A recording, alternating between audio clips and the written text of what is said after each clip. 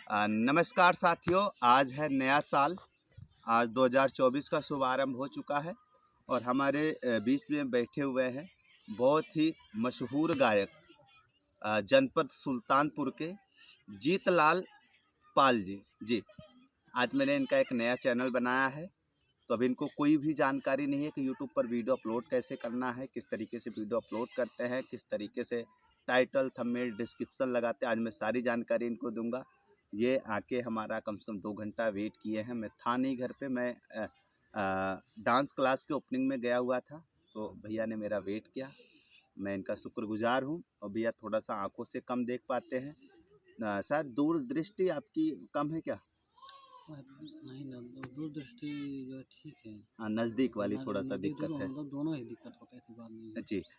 भैया बहुत सुंदर गीत गाते हैं और जिस तरीके से महिलाएं गाती हैं, ठीक है, उसी तरीके से भैया भी गाते हैं। आप लोग पूरा full interview Rahul Prajapati blog पर देखिएगा और ढेर सारा प्यार आशीर्वाद दीजिएगा। इनकी जीवनी देखनी हो तो आप लोग सर्च करिएगा जौनपुर पॉडकास्ट, आपको उस पर देखने को मिलेगा जी। तो आज देखिए नए साल का शुभारंभ हुआ है, क्योंकि देखिए हमारे चैनल पे तो आपकी वीडियो लेट आएगी, लेकिन आज आपके चाहने वाले हैं वो आपका इंतज़ार कर रहे हैं। आखिरकार इस नए साल पे क्या कुछ सुनाएंगे उनको? वहाँ 2 लाइन का सुना दीजिए। नया साल भैया आप सबको मुबारक हो। आपके चैनल से देखने वाले सभी दर्शकों को मेरा जी नया साल का मुबारक हो। जी। हमारी तरफ ढेर सारी हार्दिक शुभकामनाएं। जैसे कि मैं एक देशभक्ति गाया हाँ हाँ, बिल्कुल बिल्कुल होना चाहिए। नया साल होना हाँ। आए हैं।